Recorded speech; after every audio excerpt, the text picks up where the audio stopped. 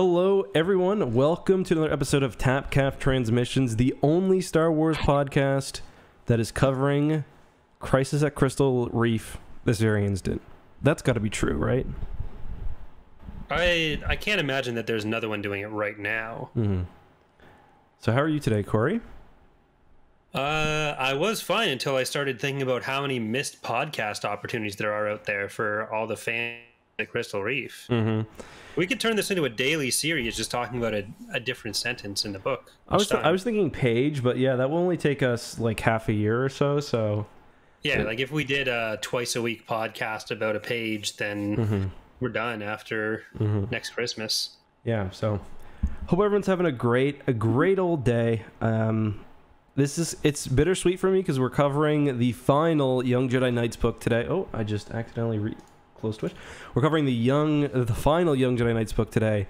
So the end of a 14 episode / book long adventure. How are you feeling about that, Corey? Well, I'm personally feeling like this being the end of our Young Jedi Knights coverage will leave a hole in my life.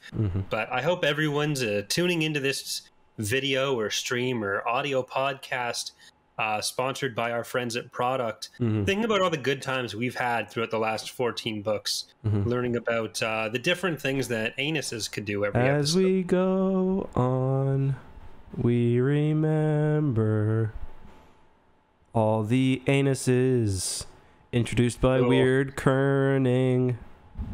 I was making that up half sentence. I was like, where am I going with this? Where am I going with this? Who knows where you're going with this? Much like who knows where the arms will get turned into anus in each book. Yeah, so... And here it was Jaina wrapping her anus. It was the best by far. The book came through. So for those who don't know, we read a digitized version of the book, and because of...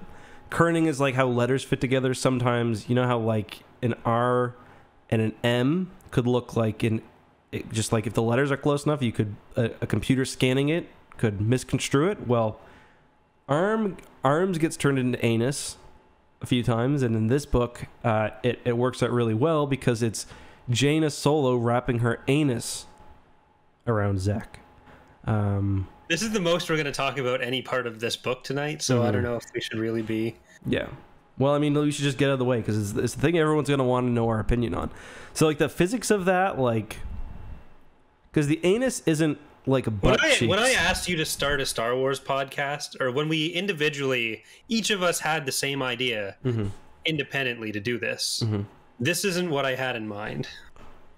Wow. I'm just throwing that out there. Life takes you life takes you to funny places. You were like, probably in your dreams, you were like imagining like, oh, discussing the finer nuances of like the Battle of Bilbringi or some shit. Like, yeah, all the times it would come up and all the like different references, making deep cuts to like to all of us. Instead, we're talking about Jaina's wrapping her anus around Zek. Yeah, and I just want to know how everyone know how insane that is, because an anus is one specific part of the body. Like wrapping her butt cheeks around Zek would still be impressive, but not as impressive because the anus is like just the butthole. Yes, right. That is accurate. And it's like it's a kind of narrow area too, so it's like, well, I'm glad we're exposing it. There's a lot going on at Luke's Jedi Praxium in this series. It starts off with a clearly withdrawing child, like having the drug sweats, like no one's doing a thing. Luke seems to be fully aware of it. Yeah, just going on the ground. All the adults, based on Lando's comments last time, are like, yeah, you know your friend's on crack, right? Like, yeah, well, we've been told. It's like, what is she doing? Oh, she's kind of just staying in an old temple, sleeping on mossy floor. Yeah, it's like not a big deal. Sounds about right. Yeah. So I don't know what the current literature on breaking addiction says about just going cold turkey. I don't know if that's what you're supposed to do or not. I mean, probably not alone with no support. And well, she's with a bunch of young Jedi Knights and with Silgal, who's probably not an old Jedi Knight. Like, she's a Jedi healer. See, that seems like a good... toxins, so it's, yeah, but I mean, I think, like, Fate of the Jedi Silgal, who'd probably had, like, some mental health training as well, like Yeah. would have been okay for this, but like Silgal in this state, probably not. Like, because like there's that one moment where she's like got the vial of space crack in her hand. Or this was actually this was actually not, this was space cocaine because it wasn't the cheap stuff. And she's like, do I take it? And she ends up throwing it away, but you know, that's just circumstance. Like, or like if she had been addicted for longer, she wouldn't have. Like you know, if she would have had a fight with Jason a couple seconds ago, then yeah. I do think, like, especially for a kid's book, it doesn't do a terrible job talking about addiction, and especially the scene where she's thinking like, I thought it couldn't happen to me, but it can.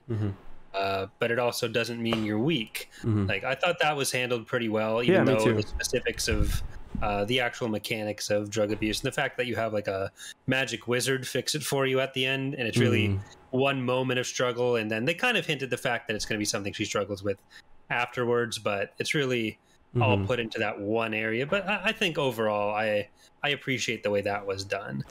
But yeah, I mean, it's like you can't like really have a scene where she's like selling her household furniture for like space crack. Yeah.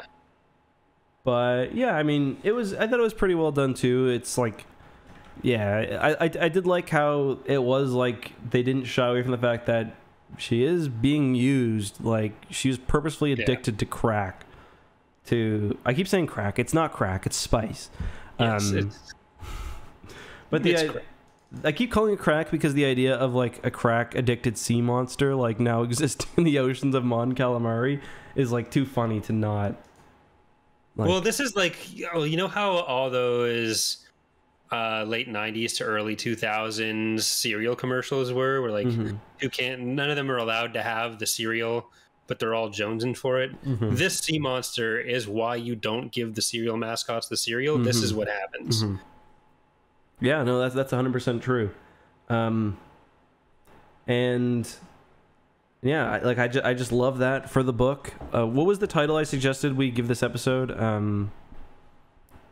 But I don't know, something about a cracked out sea monster, I guess.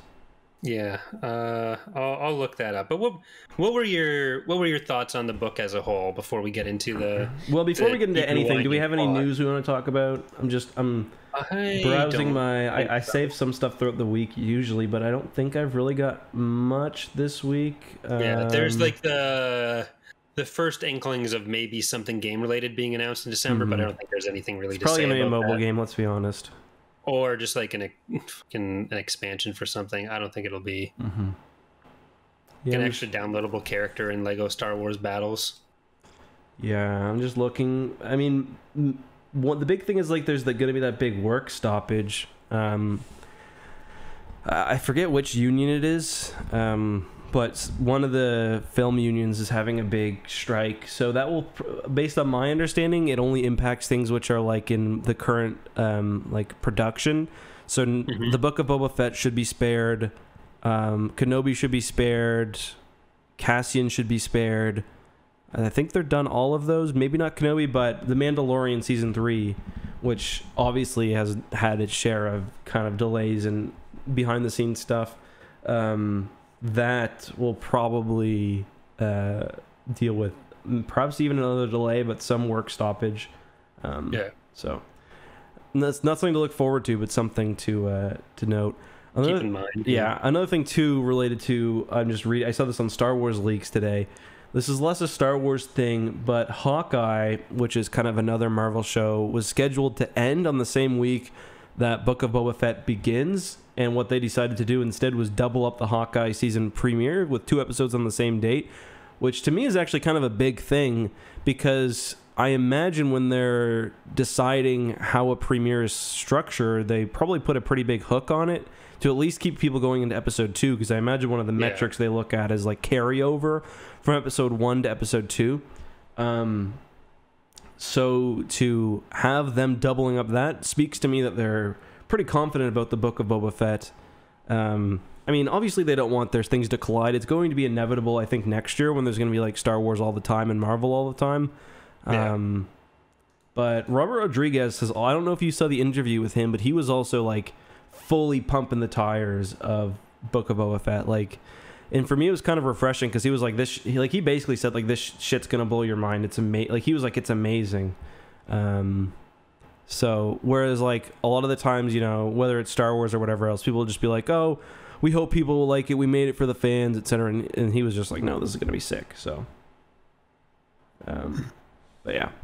All right, well, this is when people get upset at us for going too far off topic. We covered the Star Wars news. It brought us into Marvel, and I just thought Hoop Cam was relevant to the discussion we were having earlier. The arms thing. We're talking about hoops all episode. It's bringing us back into the arms of young Jedi Knights. So what did you think about the book compared to the other ones? I think we both said Trouble at Cloud City was our favorite so far. Mm-hmm. So how'd this stack up for you? This wasn't my least favorite, but it definitely wasn't. Okay, this is the finale of the series. Mm-hmm. Maybe I'm going to guess that maybe Kevin J. Anderson didn't know that this was, like, he may have thought there would be another arc. No, perhaps? I don't think so, because like the way it ends and it's all tied together even mentions like the 3 arcs that they went through. Yeah, but if you think about it, you're right on the 3 arcs thing, but the other ones kind of had sentimental endings as well. Like, maybe not to this degree though, because like the second one was the big birthday party. The first one I can't really remember, but I think they're just hanging out. But you're right, maybe he didn't know. But if he didn't, then it's really bizarre that he would split all the characters up for an entire book, right? Well, that was the thing that I was saying is, like, for me to really like the next one, it's going to need like a lot more character interactions with the main ones. Mm-hmm. And the book immediately splits them up and they don't come back together until the end. Yeah. They're each doing entirely different things, and there's such a focus on Anya still instead of the main 4. Mm-hmm. But even there, it's kind of weird because you'd think part of Anya's story should be the fact that she gets to confront Setharos, mm-hmm. and that'd be some sort of like, and she doesn't, the culmination of her storyline, and like showing him she doesn't need him anymore. She's not part of whatever plans, but like there's no interaction between the two of them. I don't think anyone even tells her that Setharos is done. Mm-hmm. Yeah, like I would have liked to see, for one, you're right, they totally mismanaged that, and they also like, they should have made this book a little bit longer. I think it was actually one of the shortest books of all of them. Yeah. And like, I always talk about how I like the scenes that are just very young Jedi Knights, like that are kind of like fancy, like just fun. Like, you know, you have the scenes of them in the forest, is the ones I always talk about, in the jungle, or doing on some adventure. Like, they completely skip all that stuff, and they're on. It seems like the book is on a big rush to talk about some plot thread, but the plot ends up being, especially the one that Jason and, like, it's Jason, Tenelka, Zek, and Anya. Their plot is nothing. Like they do pretty much nothing. They go underwater and they get attacked by a sea monster, and the sea monster does crack. Like, that's literally their entire story. Yeah, well, they get Luke, Han, and Leia booking at a new hotel, and maybe what Kevin Anderson thought and Rebecca Moista is that when Han, Leia, and Luke go there, Han and Leia make another generation of even younger Jedi Knights. Yeah. I do like how we got the Junior Jedi Knights tie-in at the end too. Yeah, with Icarit, Tahiri. So that does kind of like show the period the books are over. Mm-hmm. As like Anakin wasn't at the academy yet when the book started, and now we're getting like hints of his adventures with Tahiri and Icarit. But there's all these characters. Like, the next thing any of these characters do is die. Is NJO. Like, it goes from this to just they're fucking dead. Yeah. I didn't realize this, but I was interested. Rebecca Moista writes Junior Jedi Knights as well. Yeah. I didn't know that. So I assume at some point we'll pick those up. But yeah, she didn't. I don't think Kevin J. Anderson had anything to do with Young Jedi Knights. Just kind of, Junior Jedi Knights. Just kind of interesting there. But yeah, it is very bittersweet, which is why, and obviously they didn't know this was coming, because these books were written, I think, in like 96, 97. Obviously, they didn't know the dark kind of things that were coming, but I would have liked if they would have slowed down a little bit and like let them be kids for a bit in the book. Well, this is something I think we've talked about in prior episodes, and I was definitely talking about it on the stream recently, but like some of the relationships between all of them, especially Jason and Tenel Ka, this is like as far as that goes, because like Jason as soon as the NJO starts, he already all broody, but then he meets Danny Kui, and that's kind of his romantic interest throughout NJO, except for during Star by Star.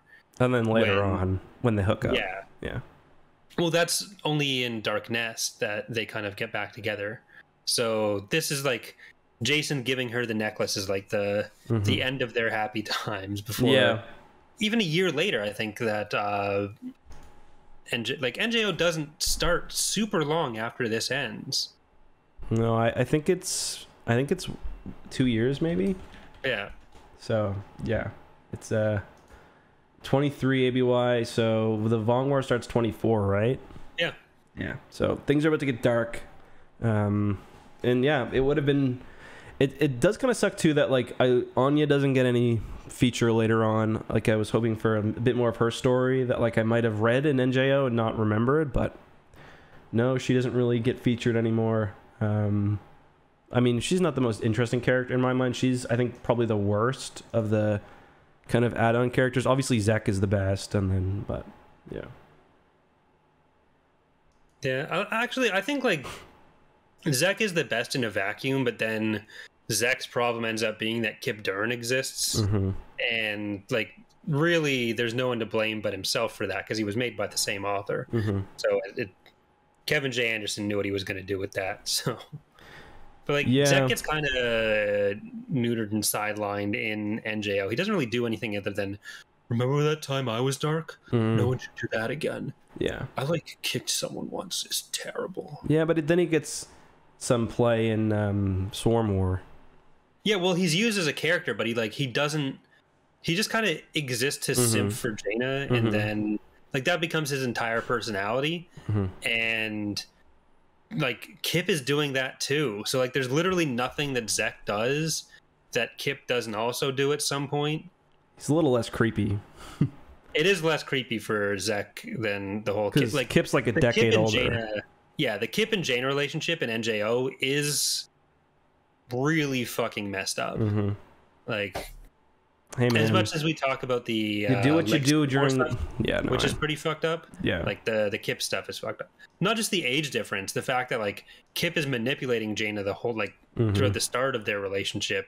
Like their relationship as people, not relationship. And he's in a position of authority as well. Yeah.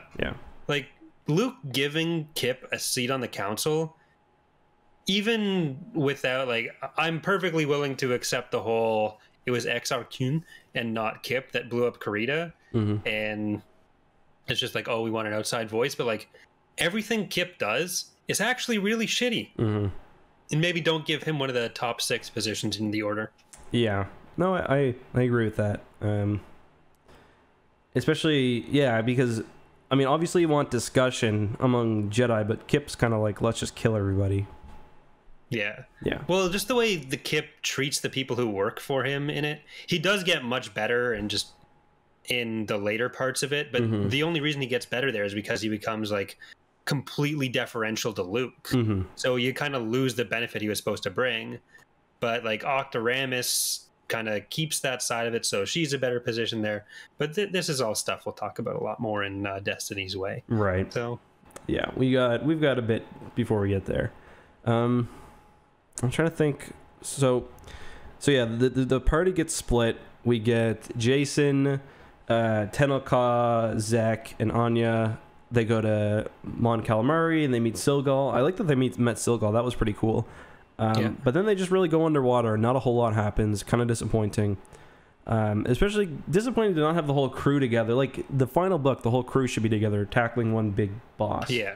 Like even the kids don't realize that they're all doing something until 91% into the book. Kind of sad. Yeah, because they think that Jaina's just had a relaxing day. And then on Jaina, who of course is on Kessel, because with Loey and MTD. Yeah, because Anya goes to Kessel first. At least give Jaina Zek. Like Jaina and Zek should have stayed together. But anyway, they're foiling a plot that Black Sun is trying to initiate against the entire New Republic, where apparently they've got like sleeper agents embedded in all the New Republic, and they're gonna send out a a hidden signal to activate them. It kind of reminded me a bit of the New Rebellion. Yeah. When they got the droids with I think they're bombs in them, but. Well, speaking of New Rebellion, and that could be we could be talking about that soon. I'm sorry. I mean, we could be. Are we skipping it? No, we'll get to it. We'll get to it eventually, but are we leaving it out of the in order read through?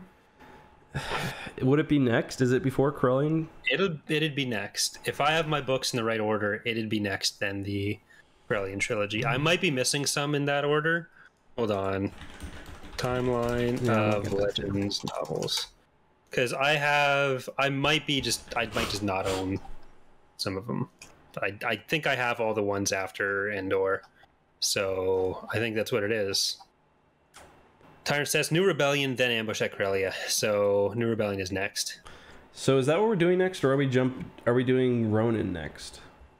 Well, we could do either of those. We could do New Rebellion, we could do the Corellian trilogy, or we could do Ronin.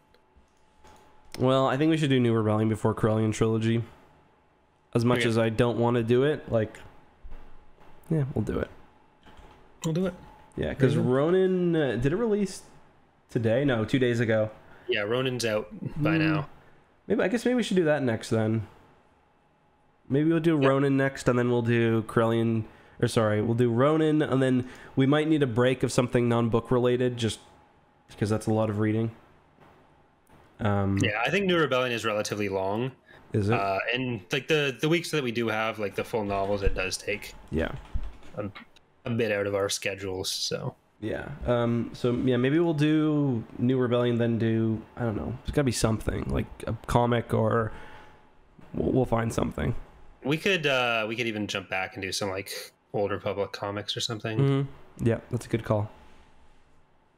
But anyways, when they were being hunted, so the Mon Calamari party they go to this resort city, basically. They get their sub, and they get attacked by the giant squid on Andrus Spice. And the squid, they think that the squid thinks that it's killed them or mortally wounded them. Why would the squid give a shit? Hunting. Yeah. You'd think then it would eat them. Yeah. But it's leaving because it thinks it's killed us. Is it just doing this for fun? Yeah, I thought for sure that was going to be Jason does his ultimate animal talk, but... See, that could have been cool. Yeah, but the squid gets high. I was going to be pacified by a young Jedi Knight, but then I got high. Yeah, because as far as they know, they're just hunting down Anya and then shutting down the transmitters and the spice cells that they find, but... But yeah, the squid was a weird thing. I don't... It's for me, it's like the squid... You shouldn't have your last book where you're just having an enemy just to take up time. You know what I mean? Everything... Well, the squid did more than Setharos did. Yeah, but I mean, it was just a side quest. You know what I mean? No, I'm agreeing with you. The squid took up more time than Setharos. Oh, yeah, more time. Yeah, totally. Yeah, I don't mean he was more integral to the plot of the series than Setharos. And the way the squid is dispatched, and it's not really, it's just none of the characters actually do anything. They just kind of survive. The squid goes and gets high. Maybe gets horny for a lady squid or something. I don't know. They don't warn anyone back at the city. It's there's a fucked up giant squid down there, and he's horny. It took a lot of drugs. Yeah, a dangerous amount of drugs. He's super high. Yeah, they're well, hope for the best. This is just a resort where people ordinarily go underwater. Yeah. Yeah, that was kind of weird too. Where it's oh, is there really stuff that big down here? Stuff like that. What was that? Oh, we don't fucking know. Yeah, it's not like people go here. Oh wait, everyone goes here all the time, and it's the most widely... There's so many people that want to go under here. We can't keep up with the submarines. Yeah, it's not like Earth where humans are everywhere, but we don't live in the water. The Mon Cal and the Quarren, they're in the water all the time. That's kind of their whole shtick. So you'd think that they'd have at least a better idea of which ginormous creatures exist down in the sea. I think the Squid's kind of pissed off because like Mon Calamari at this point has been bombed by Dala. It's been attacked by Palpatine. Probably some other stuff that I'm just not thinking of. So like it's probably just grouchy. You know how they have some of those like debris reclamation programs around Coral Reef to like turn sunken ships into new coral reefs? Do you think they do that with the crashed Star Destroyers on Mon Cal? I swear there was something like that, but probably. I mean, you gotta do something with them, right? I'm trying to think. Is there anything about that, like when they visit Mon Calamari in the Jedi Knight trilogy? Because I know, like, Akbar's kind of just, or sorry, Jedi Academy trilogy. Because Akbar's kind of just, he's become a welder, from what I remember. I don't think so, because that was that would have been when the attacks on Mon Cal happened. But he was helping to recover from Dark Empire, yeah, because yeah. that's why he's there. Yeah, I don't think that would. That I'd have to look again. I don't remember that being explicitly said, but maybe he was doing that. Also, can we take a look at the cover? Young Jason Solo looks a lot like Kylo Ren. Oh, yeah, a little bit. So, I guess. Yeah, so you're saying when we get to Legacy of the Force movies, Adam Driver plays Darth Caedus? I can't see it. Who plays Jaina there? I'm going to look up any Jaina Solo fan cast. There's someone I'm thinking of, but I don't know who it is. Me neither. Who would be a good Jaina Solo? I'm just seeing like what the people have said. Is that me or you? What? Oh, that is me.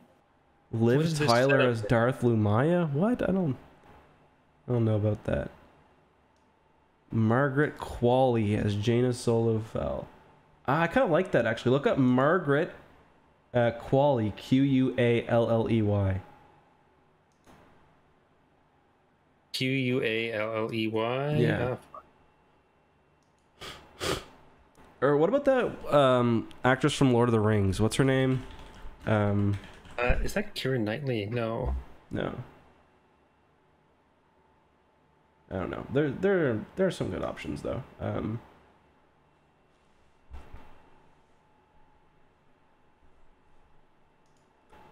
As stimulating. We'll have to do our. Yeah, we'll have to do. Keira Knightley wouldn't be that bad. No, I could see it.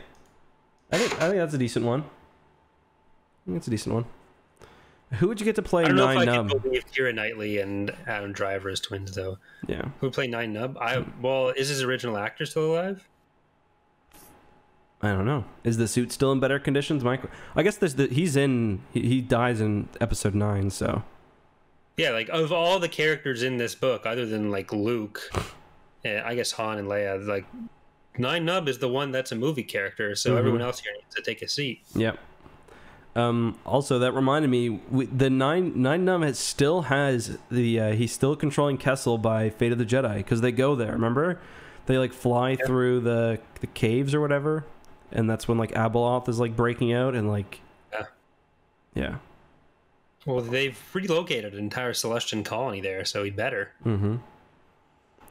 Also, I liked how what's his name was defeated. He like slips on some bug guts and falls into the carbonite freezer.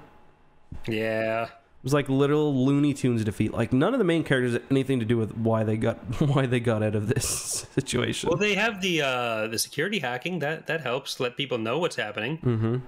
So good for them. And then they can interrogate him later. Like Anakin's plan at the end, Anakin suggests that they beam out the instructions to worlds one at a time. They brute force everyone. Yeah. Yeah. That is not a good idea. Eventually the word will get out. Maybe you do it once on one planet, but yeah, and then torture them. Yeah. So was everyone just like humoring Anakin? Do you think that's what? And then Anna and I was like, okay, let's get the fucking kid out of here. Yeah. It's like Leia's like, and Leia was out all night working on Anakin's plan. Leia's just like getting drunk as fuck, like with Han. And it's like Anakin's knocking at the door, like, "Mommy, don't forget to call Coruscant." And she's like, "Yeah, I will." I did a video the other day about how nepotism in the New Republic and stuff, and how like Mon Mothma just, it's like the New Republic's supposed to be democratic. I don't remember too many elections. Yeah, like the Black Fleet Crisis is mostly just a book about how executive overreach can be used to wind your way into power. Yeah. Is that what it is? Yep, and how declaring war is obviously always the good opportunity to get out of criticism. Yeah. Like Mon Mothma is like dying, and like Princess Leia is just made the chief of state.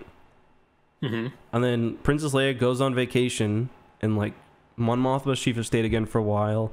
Pont Gaversum is like holding the position for her for a while. Like when does the Mon Mothma return happen? I I thought that was supposed to be in Black Fleet Crisis, but it didn't happen in there.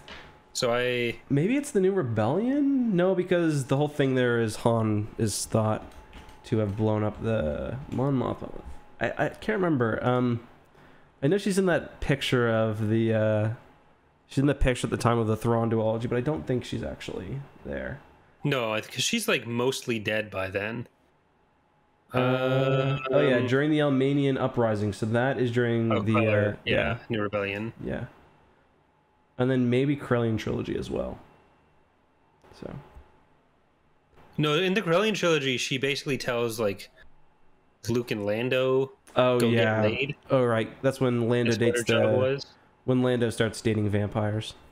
Yeah, like a big plot in the Corellian trilogy is trying to find Lando a wife. Yeah, Lando tries the Luke and Lando subplot, which is so much better than their separate plots in Black Fleet Crisis, because it's kind it's hilarious. Yeah. Is that just the first book, or is that like the entire thing?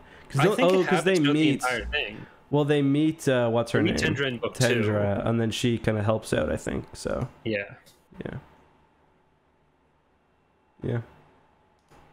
Like Tendra has a rich dad, so that was the. And she's very entrepreneurial as well. Yes. Yeah. Younger. The qualities Lando looks for. I'm pretty sure she pumps out a kid in her 60s as well, but it's fine. Not a big deal. Yeah. Well, Lando's 80 by then, so. Lando's sperm is just that strong that it can defeat a woman's natural aging process, apparently. That's like something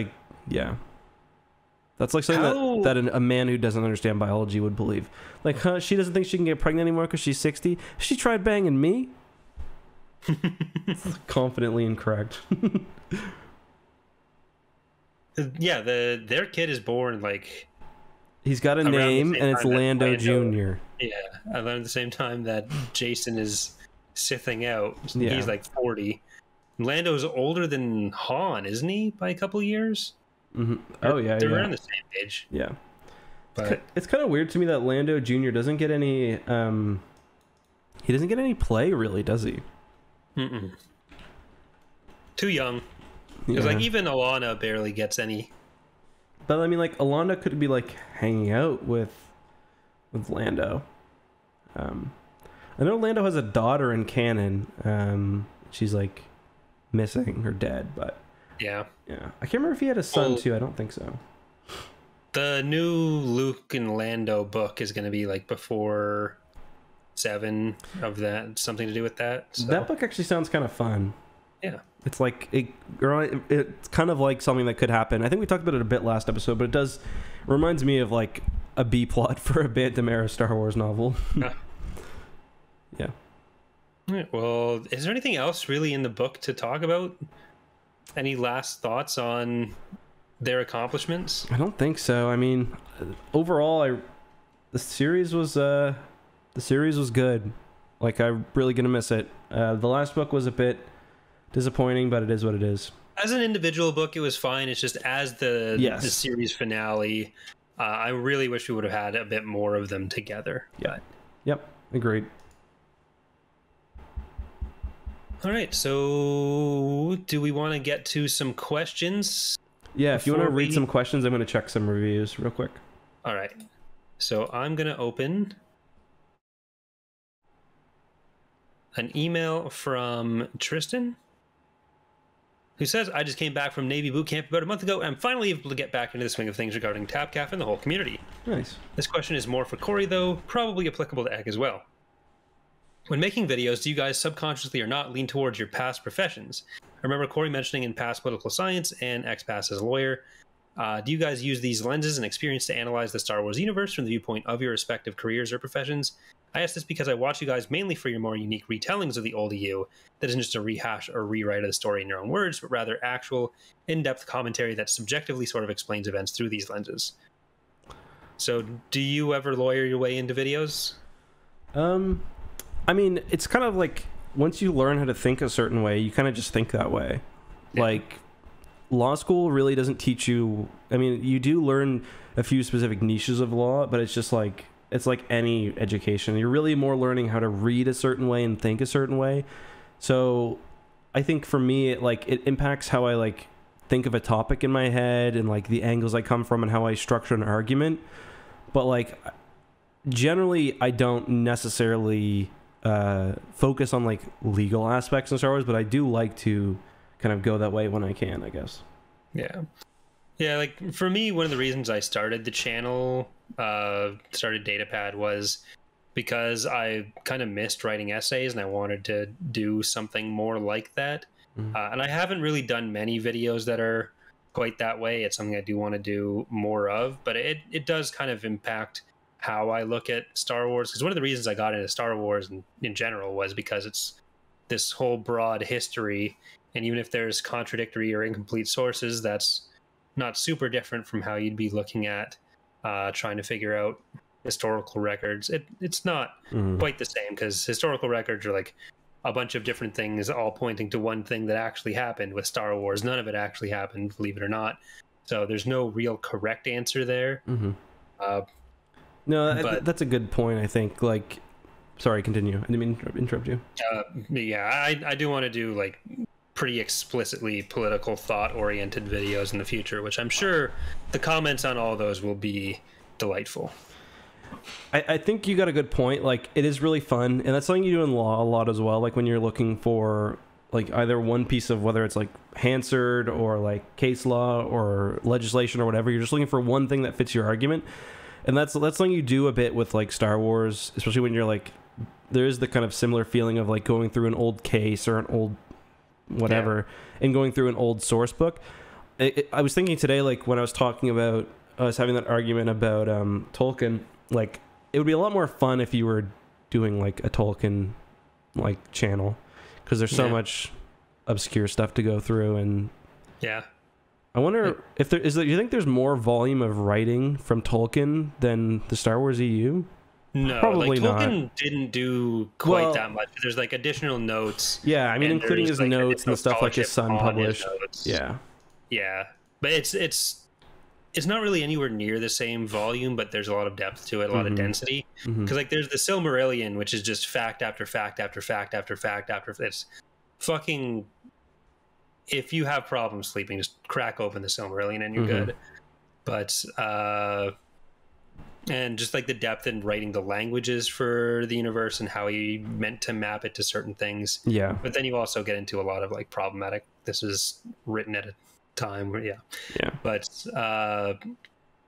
there, like, it's one of the other things for me reading any Star Wars series is also thinking about like what kind of cultural context it was written in, because it's hard for me to read NJO and not think about certain like 90s political thought that was going on, which was based on like the broader world, like the Clash of Civilizations by Samuel Huntington after Fukuyama wrote The End of History, where it almost seems like the Yuzon Vong and the way the NJO is written was playing off certain ideas about how a civilization would move forward, some of which were better than others. But even if it's not intentional, there are always elements of that. Like it's impossible to write something that is devoid of political context, which is why when people say, oh, you shouldn't put politics into your thing, even if you don't have an explicit political message you're trying to tell with something, when you are writing anything, whatever setup you're using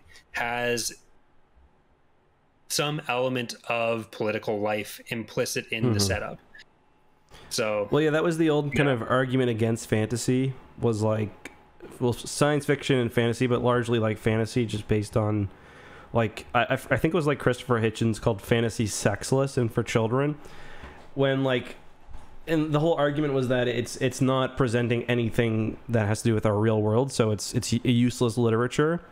But then, like, you know, modern understanding of that is just that, yeah, it's like, maybe it's not as explicit as, like, you know, a Vietnam War book, but it can have just as much, like, political thought and just as much commentary. And in fact, like, you can use, like, the fact that these are hypothetical worlds or, you know, fantasy worlds to, you know, to tell things in a different way, you know. Well, because you can play some of these ideas out. Yeah, like I think the idea that fantasy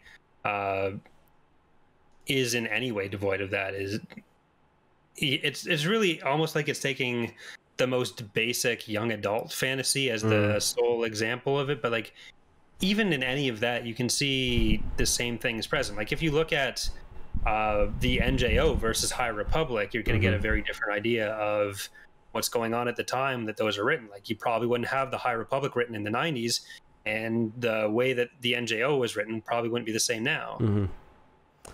Yeah, it's definitely like a thought I don't ascribe to, but there's been like a lot of kind of discussion about that, I guess. I just find it interesting how people are so willing to write off the genre, like genre literature, I guess. Yeah. So that'll be an interesting thing for you to talk about when we do NJO. Don't not talk about it because I'm too dumb to understand it. But yeah. So yeah, thank you, Tristan. Our next email comes from Justin saying, so given how they're in canon, what would your reaction be to seeing the Zan Consortium appear in the Book of Boba Fett? Given what little information we've gotten, suggested we'll focus on the criminal underbelly and more specifically a fight over the remains of Jabba's criminal empire. I feel it would be the place most fitting to bring them into a more prominent light. Yeah, I mean, I could see there being a lot of little name drops like that. I don't think they'll be in a prominent light because I don't think they're quite as interesting as some of the more established criminal factions or even like corporations. Like Zerka is one. I think they're still around. I know they're in canon, but I don't know if they're. But yeah, I think they could get name dropped. I don't see them being a big part of the show, though. I would be happy for them to be, but I don't expect that like it would be similar to how they were in Legends. I'd be like, I wouldn't hate a name drop, but I don't think there's really going to be. I don't think we're going to get Tiber Zan showing stealing up. The Eclipse. What's his name? The Lucius Malfoy actor who got traced for the image of Tiber. Oh, what is it? It's James. It's I'll tell you. Jason Isaacs. Jason Isaacs. Yeah, there we go. I completely forgot that was him. Not Oscar Isaac. No. But yeah, I mean, I like the guy, so if we actually got that, that could be cool. But I don't think there's anyone who's making a Star Wars show that's like that high profile and is told that's not going to choose to do their own things over like, oh, let's bring in Tiber fucking Zahn. I just imagine like it's like this big meeting of Disney execs and like the whole team, Disney, Lucasfilm, Star Wars Story Group, and the director comes in. He's got this thing in his hand and like what's that? Just slaps down a copy of Star Wars Empire War Forces of Corruption. It's like it's the moment y'all been waiting for, and everyone just starts fucking cheering. It's like yeah. Nope. With like the X-Wing series, like maybe like a few people would like be pretty hyped, but yeah. As long as like we need to get a live action shot of some of the ships from Forces of Corruption, that'll be what I think is definitely going to happen. In the bird. Yeah, well, Uri is an unironically good character that needs to be used more. That's my hot take for the day. Yeah. Our next email comes from Seamus, who says, I have a short question about Jacen Solo. Do you think Jacen was suffering from some sort of trauma condition after the Vong War? Given all he went through and how drastically he changed by Dark Nest, I think it's pretty clear in the subtext of Legacy of the Force and Dark Nest that Jacen is suffering from a trauma condition. For example, he's extremely impulsive, especially with Force visions, and he has a growing inability to trust others. I'd be interested to hear your thoughts regarding the matter. As always, keep up the great work and have a wonderful day. You're the Jacen guy, so I'll go first because mine will be a little shorter. I don't see him like I think he's more afraid rather than having any sort of like PTSD or anything. I mean, like I don't want to diagnose something that I don't understand, but for me, I think he's just more afraid of there being another big war and like the galaxy being torn apart and like what the future is like for his children and his family and his friends. Like maybe that's because of like the torture he received, but I think it's probably more generally just because he's survived this war. But yeah, go ahead. Yeah, I think there's a lot of elements of that, but there's also there's kind of a bookended thing in NJO for Jason with the vision he has of like the galaxy on the tipping point, and then he drops the lightsaber that bothers him throughout all of that. That I think also contributes to how he feels about his vision of Alana and what's going to happen, where like he sees himself in a really weird way after the war of being like he's still kind of trapped in thinking whether he should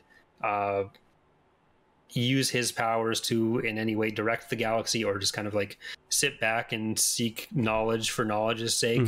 As a Jedi, he's not clear on the Jedi's role in the galaxy. He does his like 5 years away and which I wish would have been a book series, like a more covered in the books. That would have been cool. But we kind of get it from Luke and Ben, but yeah, sorry. Yeah. I think all of that does kind of play into him just super overreacting to the vision he gets and feeling like I'm the only one that can do anything about this because like me and maybe Luke are the most powerful Jedi, and now I need to act because I know what would happen if I didn't in the Vong War. And like visions are, I think that was something that was intentionally used by Troy Denning, like the visions that were there versus the visions that he had in NJO. But no, that makes sense to me. Yeah, I can get behind that. So there's definitely some. I think all of them. If everyone left the Yuuzhan Vong War with PTSD, that would be entirely understandable as well. Yeah, the Vong are scary, especially like they don't like killing. They like torturing and pain. So to get off on it. Yeah, there's definitely at least like most Vong were probably rock and boners like for most of the war. Yeah.